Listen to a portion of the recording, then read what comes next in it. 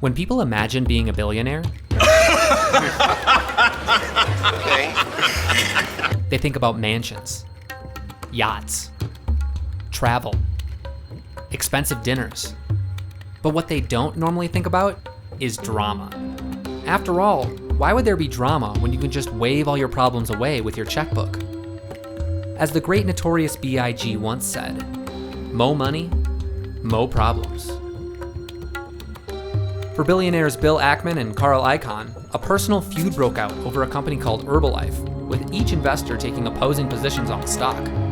Ackman was betting against the stock. A couple times we come across a company we think is causing harm. We can make money betting against that company. Herbalife stock goes down, we make money. Herbalife stock goes up, we lose money. And that's short selling. Citing that he thought the company was a pyramid scheme, whereas Icahn was convinced the company was a once-in-a-lifetime opportunity. The wildest dreams you've ever thought of can come true in Herbalife. What resulted was a decent amount of shade thrown between the two in various interviews and online. It all started back in 2012. Bill Ackman's style of investing is known as activist investing, meaning that oftentimes he engages in investments that have benefits for the economy and the common good. He's most known for shorting Municipal Bond Insurance Association stock back in the 2008 financial crisis. MBIA was one of those real crooked companies that insured debt securities and basically inflated their value so that they could be sold with AAA ratings. Ackman's short sale of this company made him a boatload of money. Since then, he's continued his activism against shoddy companies. And in 2012, he took a position on a company called Herbalife because he believed that the company was acting as a pyramid scheme. They came up with is they call the bottom of the pyramid strategy. And it was a strategy where they decided to target the poorest people in the world. I mean, it sounds incredible, but true. Herbalife is a multi-level marketing company, which sells nutrition and weight management supplements. We could do a whole video on multi-level marketing companies, but I'm sure you've at least heard about them. There are some pretty great memes about them.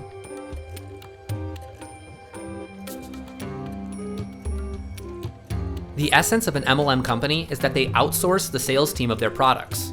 The distributors sell the company's products and earn commission. The more you sell, the higher up the ladder you climb at the company, and you earn more commission from the sales of those working underneath you.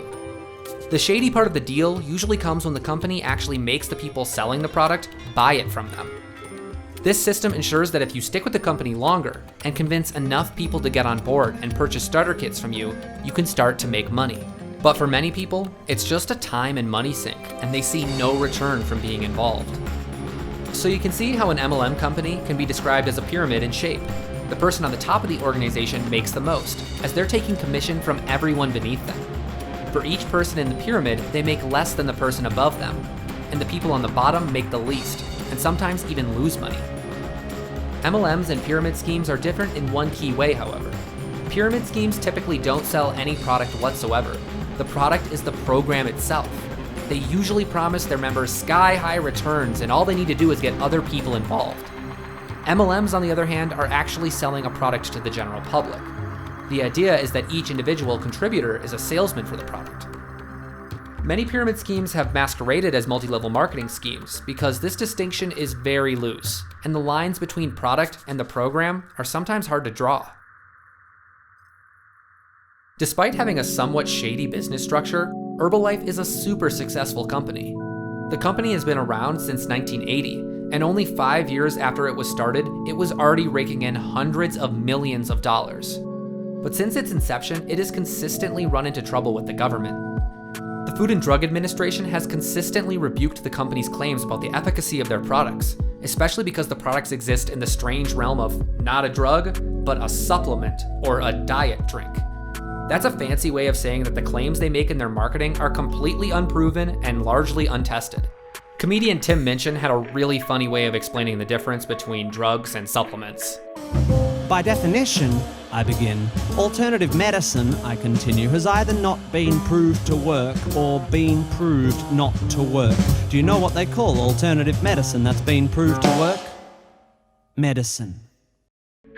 Herbalife has tried to clean up its act over the years and has made some pretty good strides. I'll get into all that in due time. I don't want to get ahead of myself in our story. So back to Bill Ackman. High up his successes with his Big Short and a few other successful endeavors, Ackman set his sights on Herbalife. He issued a report to his associates at Pershing Square Capital Management, in which he discussed the remarkable growth of the company, typically only seen by product companies that have been around significantly longer. He compared the company to Energizer and Clorox. But unlike those other companies, he argued, has anyone ever purchased an Herbalife product? Compared to other $2 billion brands, Herbalife's Formula One brand seems pretty unknown. And compared to its competitors, it's the only one that doesn't have a ready-to-drink offering and only comes in powder form. And it's also significantly more expensive to make.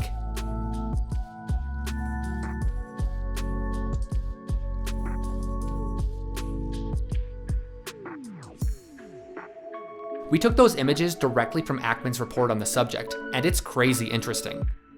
Suffice to say that there truly seems to be something fishy going on.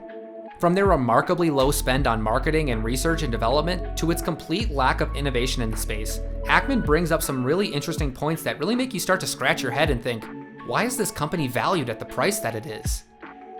The report goes on to offer some really compelling evidence that Herbalife is, in fact, not an MLM at all, but instead a pyramid scheme in which the only way to actually make money is through the recruitment awards and not by selling the product.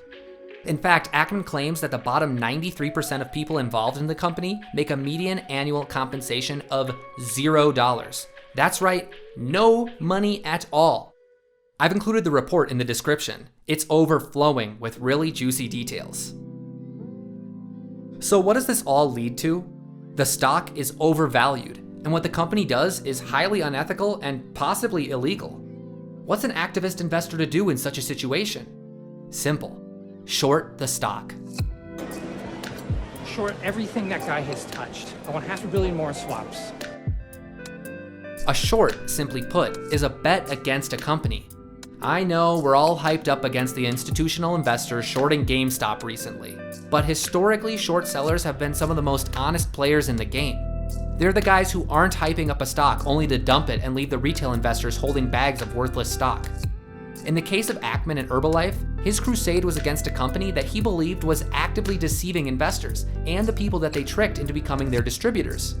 For Ackman, his short was an attempt at righting a wrong, and he went big on this idea. He bet about $1 billion against the company. So where does Carl Icahn fit into all of this? Well, after Ackman's stunt against Herbalife, the market reacted pretty strongly and the stock dipped significantly. The stock market is a pretty fluid organism, one that in many ways follows natural laws, one of which brought Icahn firmly into view. For every action, there is an equal and opposite reaction. Similarly to Ackman, Icahn views himself as an activist investor. In the 80s, Icahn was heavily involved in buying up failing company stocks and changing the companies from within. This strategy has come to be known as vulture capitalism, and it has worked famously well for him. In simple terms, Icahn is famous for buying the dip. When someone as well known and successful like Icahn takes an interest in a company, others take notice. What results is a run on the stock following Icahn's disclosures, oftentimes bringing zombie companies back from the dead. So when others saw the Herbalife stock dipping, Icahn saw an opportunity. Icahn thought the company was grossly undervalued, and also thought that Ackman's position was morally questionable. To Icahn, the only way that Ackman would win was if the government put the company out of business. To him, that seemed immoral because putting the company out of business would put people out of work. At least, that's what he said publicly. He also criticized the 300-page report that Ackman put out, claiming that he didn't see any amount of expert opinion within it.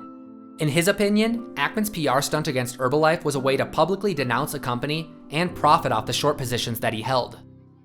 To me, this would have seemed plausible if Ackman had gotten out at the right time. If he had, he would have made around $600 million on his short, but he didn't. It seemed like Ackman was in it for the long haul. Icahn started buying up shares in the company, amping things up for a major short squeeze, and going long on the company. As Icahn usually did, he bought up so many shares that he had a 15% stake in the company, the largest of any individual investor, and enough shares that he could start having a major influence in the direction of the company. The resulting battle between Icahn and Ackman started to grow ugly, and boy did we the viewers love watching the carnage. Who doesn't love watching two billionaires publicly bash one another? They exchanged a lot of hilarious insults, such as, Well, But what I can tell make... you is this is not an honest guy, and this is not a guy who keeps his word, and this is a guy who takes advantage of little people. Okay? So let's start with what I want to say. Ackman is a liar, okay? Ackman does pump and dump. He's got one of the worst reputations on Wall Street. And I'm going to tell you, this Herbalife is a classic example of what he does. Icahn had a pretty hilarious meltdown on CNBC that's worth a watch. So here we have these two investors taking opposite long positions on a company.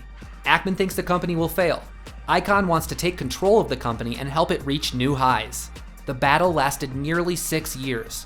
Over the course of that battle, Icahn amassed 5 seats on the Herbalife board. The company's stock price went up and down, and it was really unclear who made the right call, until a pretty eventful mishap occurred for Herbalife. In 2014, the Federal Trade Commission opened an investigation against Herbalife. The charges? You guessed it, the company was operating its business as a pyramid scheme. The company was investigated for a full 2 years until they settled with the FTC in 2016. In order to remain in business, they were subject to a $200 million fine, and they had to permanently restructure their business, and they had to refund as many as 350,000 distributors of their Herbalife product. For Ackman, this was a huge success in his plan to short the company. He stated that regardless of what happened to the stock price, he was actually right to have shorted it for this reason alone. But that doesn't mean everything worked out for his short.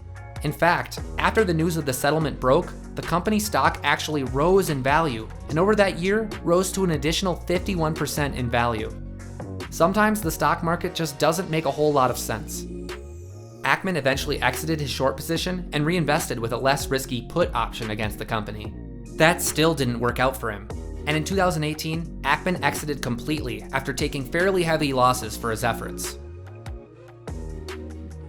As for Icahn, after Ackman exited, he stayed on as an investor with Herbalife for an additional 2 years, but many other investors found him to be overbearing.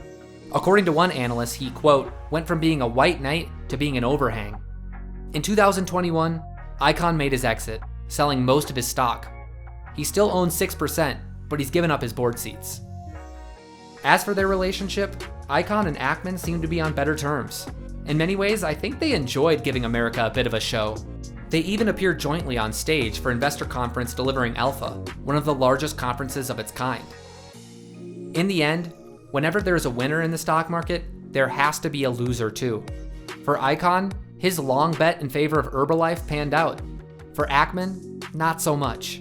It's a painful reminder that the stock market is incredibly hard to predict, and sometimes you don't win, even when you're right.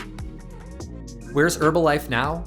Well, they're still in a bit of trouble as far as I understand it, over allegations that they've illegally run their business in China this time. Maybe another activist investor will pick up Ackman's mantle. It's not too late for the company to go to zero.